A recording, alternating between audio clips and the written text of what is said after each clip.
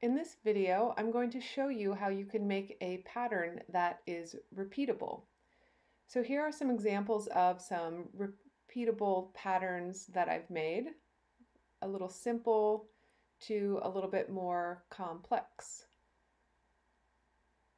So what I mean by a repeating pattern is, for example, the tile on the right. I took it and I made a photocopy of it 4 times.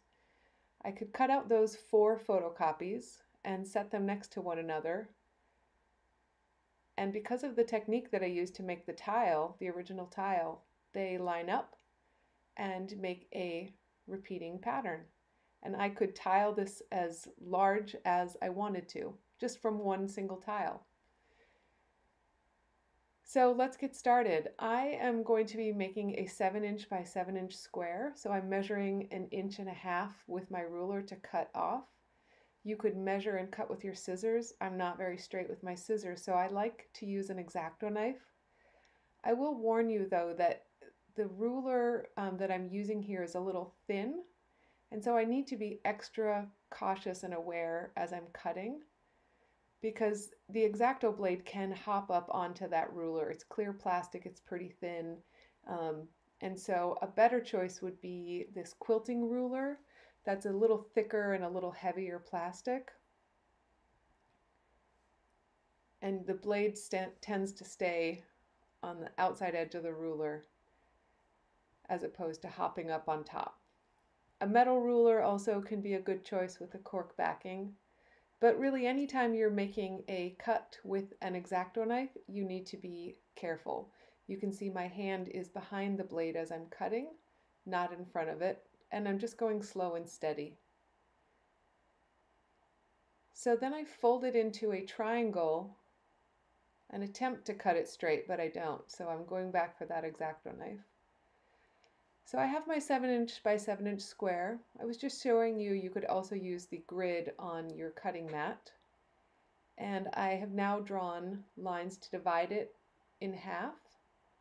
I'm putting some shapes on here, and I'm also numbering it. You don't need to number it as obvious as I have, but maybe you could do it really subtly. But that will help you keep track of things, so you can see the 1 and the 2 and the 3 and the 4 that were on the outside are now on the inside, because I've cut it and reversed those 2 halves. And now I'm taping them together just so they are more secure. So now that circle I made in the center is cut in half. 1/2 is on the left side, 1/2 is on the right side. And now I want to cut it in half the opposite direction.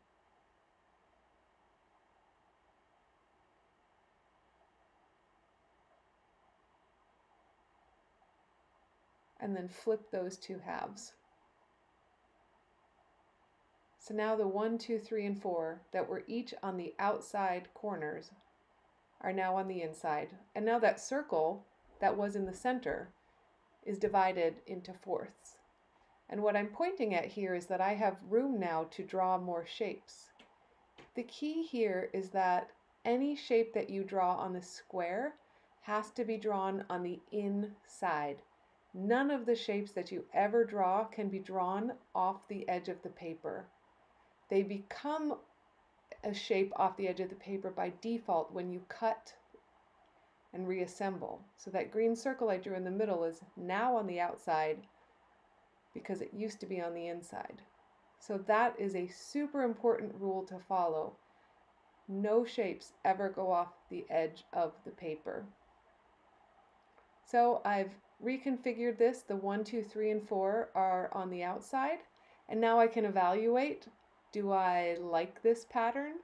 Does it have enough interest? Should I do more? So I can go ahead and reassemble it. There's a nice space in the middle.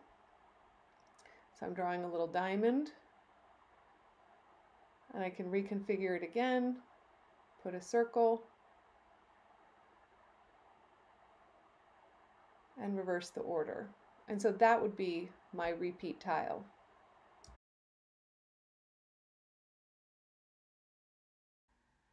So now that you've seen the basics, let's make something a little bit more complex using our shapes that we made in the prior video. So I'm cutting down my sheet of paper again into a 7" by 7" square, and I'm dividing it into 3.5" by 3.5" squares. Now I get to lay out my pattern pieces, and I get to think about my composition. So usually I like to combine large, medium, and small shapes, but you can play with only using small shapes, only using medium shapes. It's really up to you. You can also draw shapes within shapes. And remember, if you notice, those shapes have only been drawn on the inside of the square, never off of the edge. Once I rotate the pattern pieces, I now have a big open space in the center, and I can put another large shape in there. I can reverse the pieces and find yet another space for another medium-sized shape.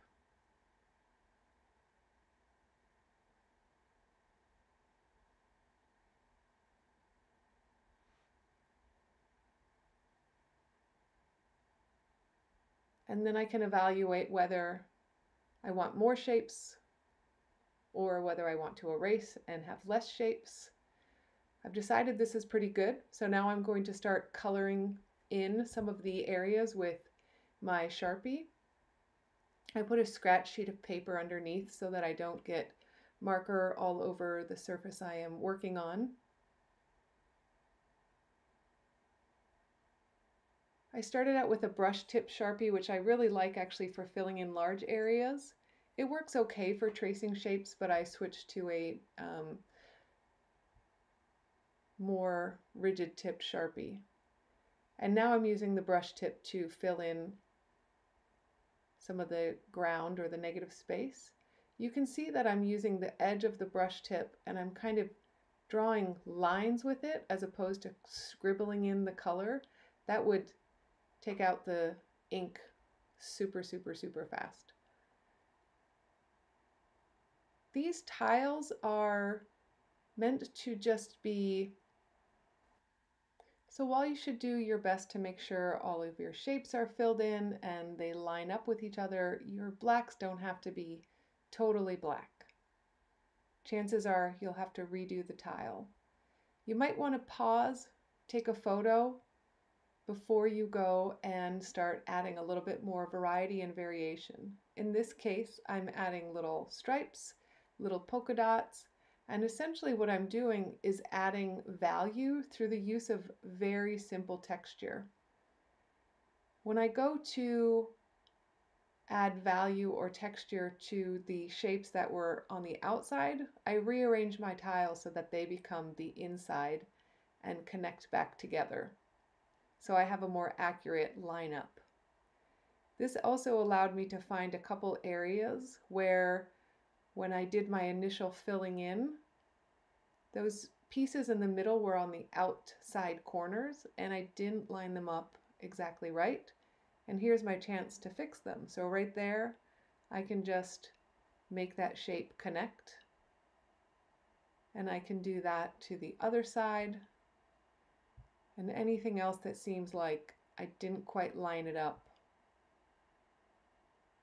And then I'm adding just a few more lines for some added visual interest, but also, as I said, to create value.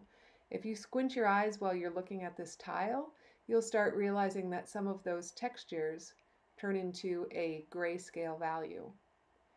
So there's my finished tile. I took it to my photocopier and copied it 4 times, and here we have our repeat design.